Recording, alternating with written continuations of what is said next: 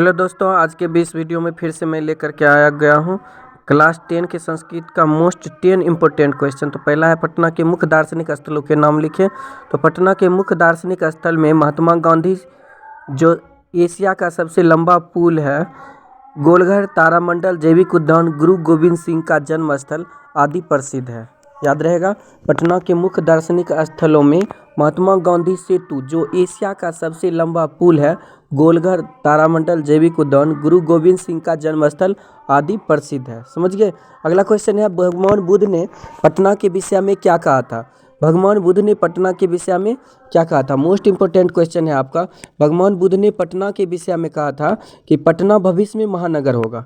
पटना के विषय में क्या कहा था कि भगवान बुद्ध ने कहा कि पटना क्या होगा, आगे जो है भविष्य में महानगर होगा, परंतु यहाँ आपसी झगड़े सदैव होंगे और इस नगर को बाढ़ तथा आग का खतरा हमेशा बना रहेगा। इस नगर को क्या होगा, बाढ़ और आग का खतरा हमेशा बना रहेगा। तो VVI है, मोस्ट VVI, याद रखेंगे इस क्वेश्चन को, बहुत इंपॉर्टेंट है। एग्जाम में कई बार यह प्रश्न पूछा जा चुका है। तो दोस्तों, जल्दी से जो व्यक्ति नए आए हैं हमारे चैनल को सब्सक्राइब कर ले और अपने दोस्तों के साथ इसे शेयर कर दे, लाइक करना ना भूले और कमेंट करके भी हमें बताएं कि आपको यह वीडियो कैसा लगा। चलिए अगला क्वेश्चन हम लोग देखेंगे। चारों आलसी पुरुष आग से किस प्रकार बचना चाहते थे? जब आलसशाला में आग लग गई तो सभी धूर्त भाग गए और केवल 4 आलसी बच गए। चारों आलसी चाहते थे कि कोई धार्मिक और दयालु व्यक्ति आए और उनके ऊपर जल से भींगा हुआ वस्तु या कमर डाल दे ताकि वे अपने आप को आग से बचा सके। समझ गए। मोस्ट इंपोर्टेंट क्वेश्चन है। जब चारों आलसी क्या हो गया, आलसशाला में आग लग गई तो धूर्त सभी भाग गए, लेकिन जो केवल आलसी लोग थे वही चारों आलसी आपस में क्या करने लगे, बातचीत करने लगे कि कोई धार्मिक और दयालु व्यक्ति आए और उनके ऊपर जल से भींगा हुआ वस्तु या कमर डाल दे ताकि वे अपने आप को आग से बचा सके। समझ गए। मोस्ट इंपोर्टेंट क्वेश्चन है, इसको पढ़ लेंगे और आपको याद भी हो गया होगा। तो जल्दी से आप लोग चैनल को सब्सक्राइब करें दोस्तों और अपने दोस्तों के साथ शेयर कर दे। बहुत ही इंपॉर्टेंट क्वेश्चन है, आपको 1 से 2 बार निश्चित रूप से आपको देखना है, फुल वॉच करनी है आपको और एग्जाम में थोड़ा सा कोशिश रखना कि और जहां तक हमसे संभव हो सके लॉन्ग करिए। अगर लॉन्ग कीजिएगा तो आपको अधिक से अधिक नंबर भी मिलेंगे। समझ गए। मोस्ट इंपॉर्टेंट क्वेश्चन है आपका। अगला है हमारा, आलस कथा पाठ के आधार पर लेखक के विचार को स्पष्ट कीजिए। आलस कथा पाठ में लेखक ने स्पष्ट किया कि आलसी व्यक्ति बिना परिश्रम के ही सब कुछ पाना चाहता है। कारुणिक और दयावान व्यक्ति के बिना उनका कल्याण नहीं हो सकता है। आलस कथा पाठ में लेखक ने स्पष्ट किया कि आलसी व्यक्ति बिना परिश्रम के सब कुछ पाना चाहता है। कारुणिक और दयावान व्यक्ति के बिना उनका कल्याण नहीं हो सकता है। समझ गए। तो मोस्ट इंपॉर्टेंट क्वेश्चन है यह आपका।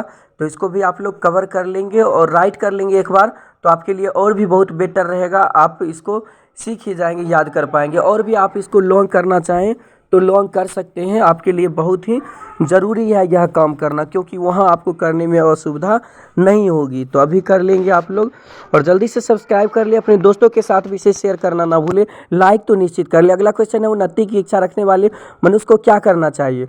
तो उन्नति की इच्छा रखने वाले मनुष्य को निंद्रा, तंद्रा, भय, क्रोध, आलस और दीर्घसूत्रता जैसे 6 दोषों को त्याग करना चाहिए। यहाँ पर 6 होगा, तो 6 दोषों क्या करना चाहिए, त्याग करना चाहिए। उन्नति की जो व्यक्ति इच्छा रखते हैं, जो मनुष्य उन्नति की इच्छा रखना चाहते हैं, उनको निंद्रा, तंद्रा, भय, क्रोध, आलस और दीर्घसूत्रता जैसे 6 दोषों को क्या करना चाहिए, त्याग कर देनी चाहिए। समझ गए। तो ये भी बहुत ही मोस्ट इंपॉर्टेंट क्वेश्चन है और भी इसको आप चाहें तो और भी बढ़ा सकते हैं कि निंद्रा की क्यों जरूरी है, क्यों त्यागना, ये सब जरूरी है। अगला क्वेश्चन है, नरक के द्वार का वर्णन करें। नरक के द्वार का वर्णन करें, मोस्ट इंपॉर्टेंट क्वेश्चन है आपका। यह कई बार पूछा जा चुका है एग्जाम में। तो सही आंसर है आपका यहाँ पर, नीति श्लोका पाठ के अनुसार नरक के 3 द्वार काम, क्रोध और लोभ है। नीति श्लोक पाठ के आधार पर क्या है, नरक के 3 द्वार है, काम, क्रोध और लोभ हैं। अतः हमें इनका त्याग करना चाहिए। काम, क्रोध और लोभ का क्या करना चाहिए, त्याग करना चाहिए, जिससे हम नरक नहीं पहुंच पाएंगे। ये सब त्याग कर देंगे तो स्वतः हमें क्या होगी, मतलब ये सब ना ही काम, ना ही कोई काम और ना कोई क्रोध, गुस्सा कभी नहीं आएगा, ना किसी से लालसा रहेगी, चाहत रहेगी, लोभ नहीं होगा, तो स्वतः क्या हो जाएंगे, नरक से बच जाएंगे। अगला क्वेश्चन है हमारा, मंत्री वीरेशर का स्वभाव कैसा था? मंत्री जो वीरेशर थे आलस कथा में, उसका स्वभाव कैसा था? तो मिथिला के मंत्री वीरेशर दानी स्वभाव की थे। वे गरीबों और अनाथों को प्रतिदिन भोजन देते थे। देते हैं, वे आलसियों को भी दान स्वरूप भोजन और वस्त्र देते थे। समझ गए? उसका स्वभाव क्या था? वे दानी स्वभाव के थे। वो कैसे थे? दानी स्वभाव के थे। वे गरीबों और अनाथों को प्रतिदिन भोजन देते थे। वे आलसियों को भी दान स्वरूप भोजन और वस्त्र दिया करते थे। तो समझ गए उनका स्वभाव कैसा था? तो दयाशील था, दानी थे। वे ऑब्जेक्टिव टाइप में भी पूछा जाता है तो ध्यान रखेंगे, दयावान थे। अगला क्वेश्चन है, भिखन टोला आर्थिक स्थिति और जीवन शैली कैसी है? भिखन टोला का आर्थिक स्थिति और जीवन शैली कैसी है? मोस्ट इंपोर्टेंट क्वेश्चन है। यह भी आपका आंसर है सही आपका। बिहार राज्य के दुर्गम क्षेत्र में भिखन टोला स्थित है। यह एक दलित बस्ती है। यहाँ के लोग गरीब और शिक्षा विहीन है। यहाँ के लोग क्या थे? वहाँ के लोग, भिखन टोला के लोग जो थे, गरीब और शिक्षा विहीन थे तथा कठिन जीवन यापन करने के लिए है। समझिए, कठिन जीवन यापन वहाँ के लोग क्या करते थे। तो भिखन टोला की आर्थिक स्थिति और जीवन शैली कैसी थी? तो वह स्थिति क्या था? एक दुर्गम क्षेत्र में एक भिखन टोला स्थित था। यह एक दलित बस्ती था। दलित व्यक्ति वहाँ पर, मतलब छोटे तबके के लोग वहाँ पर रहते थे। यहाँ के लोग गरीब और शिक्षा विहीन थे, मतलब गरीब तो थे, साथ ही वहाँ पर किसी को शिक्षा नहीं था, शिक्षा से थे। समझ गए? अगला क्वेश्चन है हमारा, पटना में कौमुदी महोत्सव कब मनाया जाता है? मोस्ट इंपोर्टेंट क्वेश्चन है, याद कर लेंगे आप लोग, राइट कर ले अभी जल्दी से। पटना में कौमुदी महोत्सव कब मनाया जाता है? गुप्त वंश के शासन काल में शरद ऋतु में धूमधाम से पटना में कौमुदी महोत्सव मनाया जाता है। गुप्त वंश के शासन काल में शरद ऋतु में धूमधाम से पटना में कौमुदी महोत्सव मनाया जाता था। आजकल ऐसा ही महोत्सव दुर्गा पूजा के समय मनाया जाता है। जैसा उस समय पटना में कौमुदी महोत्सव मनाया जाता था धूमधाम से, वैसा ही आजकल क्या होता है? दुर्गा पूजा में वैसा महोत्सव मनाया जाता है। समझ गए? अगला क्वेश्चन है आपका, last question, most important question, चारों आलसियों के वार्तालाप को अपने शब्दों में लिखिए। तो आप स्वतः लिख सकते हैं, यहाँ पर मैंने आंसर डाल दिया, बिल्कुल राइट आंसर है आपका।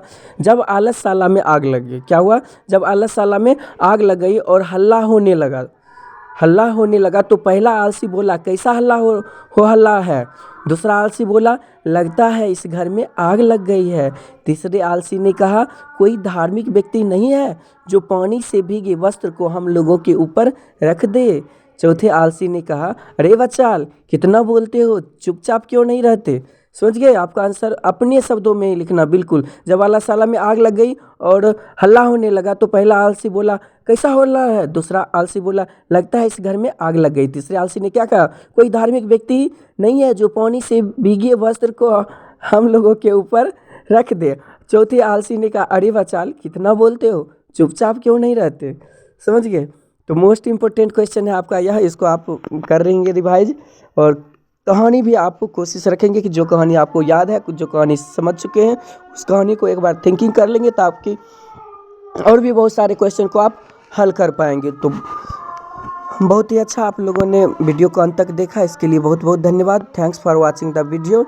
और मैं बताना चाहूँगी कि आप लोग अगले क्लास के लिए, क्लास 11-12 के लिए अगर ज्वाइन करना चाहेंगे तो प्लीज़ हमारे चैनल को सब्सक्राइब कर ले, हमसे जुड़े।